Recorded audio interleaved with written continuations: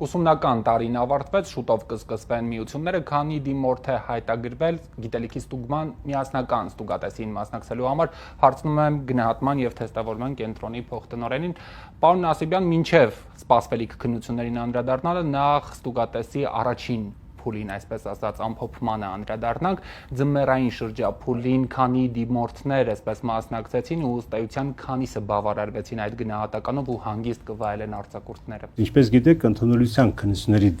դիմում հայտերը, այսպես կոչված հայտագրումը կատարվում է 3 փուլով։ Առաջին փուլը, որ դիմորդները հայտագրվում են դեկտեմբերին եւ քննությունները հանձնում են հունվար-փետրվար ամիսներին, այդ փուլում դիմորդները նշում են միայն այն առարկաները, որոնցով ցանկանում են քննություններ հանձնել։ Երկրորդ փուլում հայտագրումը սկսում է ապրիլին, ավարտում մայիսին եւ հիմա այն փուլում ենք, որ նախապատրաստում ենք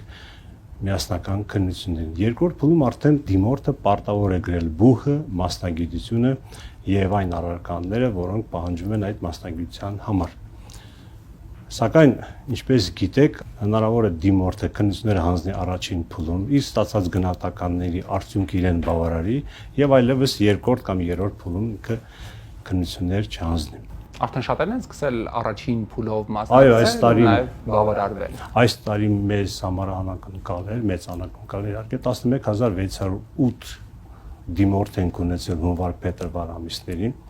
Սովորաբար միջին ցուցանիշը ինչ երկրորդ փուլում են մասնակցում, եթե ճիշտ եմ հիշում։ Նույնիսկ 24 թվականի երկրորդ փուլից ավելին են մասնակցել այս տարի։ Եվ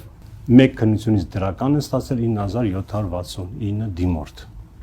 Երկրորդ փուլին հայտագրվել են դրանցից 9449, այսինքն 96%-ը, որովհետև նրանք մեկ քննություն են հանձնել ընդամենը եւ դրական են ստացել։ Երկու քննություններից պահպանել են 1465 հոգի։ Այսինքն դրական ստացածներից, որոնք դրական են ստացել, երկու քննություններով արդյունքները իրենց բավարարել են։ Երկրորդ փուլում միայն նշել են մասնագիտությունը եւ բուհը, քննությունները գրել են արդյունքը պահպանում են իրենք։ Եվ դա կազմել է 11.6%։ Իրենք այլևս չեն մասնակցելու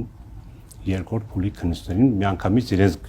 արդյունքները մասնակցելու են մրցույթին։ Երկրորդ փուլի մասնակցությունը շուտով, հունիսի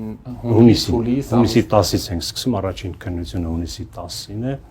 եւ այսպես երեքշաբթի եւ ուրբաթ օրերը ավարտում ենք հունիսի 30-ին։ Նախապատրաստական ինչ աշխատանքներ են այս փուլում։ Մենք նախապատրաստական աշխատանքները բավականին մեծ են, ասեմ, որ առաջին անգամ մենք հունվար-փետրվար ամիսներին ունեցել ենք միասնական քննությունների 50 քննական կենտրոններ, որ մեզ համար աննախադեպ էր։ Իհարկե դա պայմանավորված է նաև եղանակային պայմաններով, որովհետև եղանակ թույլ չէր տալիս բոլոր, այսպես ասած, բաց տարածքները օգտագործել որպես քննասենյակներ։ Այսինքն մենք ընտրում էինք հիմնականում քիչ թե շատ ջեռուցվող տաք սենյակներ, որտեղ կարող են կազմակերպել քննությունները։ Իսկ ամռան ամիսներին մենք արդեն բաց տարածքների կարողանում ենք օգտագործել եւ եթե հունվար-փետրվար ամիսներին մենք օգտագործել ենք 50 միասնական քննական կենտրոն, արդեն հունիսին օգտագործում ենք 46 միասնական քննական կենտրոն, այսինքն 4-ով պակասել է ԻԱՇ-ի տարվա եղանակի։ Ավելի մեծ են քննական կենտրոնները։ Ավելի մեծ են քննական կենտրոնները, հունվար-փետրվար ամիսներին մենք խուսափում ենք մարզադահլիճների, ինչ չէ նաև նիստերի դահլիճների, որտեղ ոչ բոլոր դպրոցներում են մարզադահլիճները եւ նիստերի դահլիճները ջեռուցում։ Հայտագրման փուլը արդեն ավարտված է, մայիսի կեսերին կարծես թե արդեն հայտնի են, այսպես ասած, պոպուլյար մասնագիտությունները։ Ունենք այսօր 11590 դիմորդ։ Չհաշված այն դիմորդները, ովքեր որ չեն հանձնում, պարզապես իրենց գնահատականները օգտագործելու են մրցույթի ժամանակ։ Բայց եկեք պայմանավորվենք այսպես, ինձ համար դիմորդների թիվը ոչ այդքան էական է, որքան քննությունների թիվը, այսինքն դիմորդ քննությունը լինելու է 20762 դիմորդ քննություն, այսինքն 20762-ի համար գնահատման եւ թեստավորման կենտրոնը տպագրել է թեստեր, տպագրել է պատասխանների ձևաթուղթ, իրենց համար առանձնացնելու են քննական կենտրոններում տեղեր եւ իրենց քննությունները ավարտելուց հետո պատասխանների ձևաթուղթերը եւ թեստերի հետ միասին գալիս է գնահատման թեստավորման կենտրոն, մենք այնտեղ ստուգելու ենք այդ 20762 գրավոր աշխատանքներ։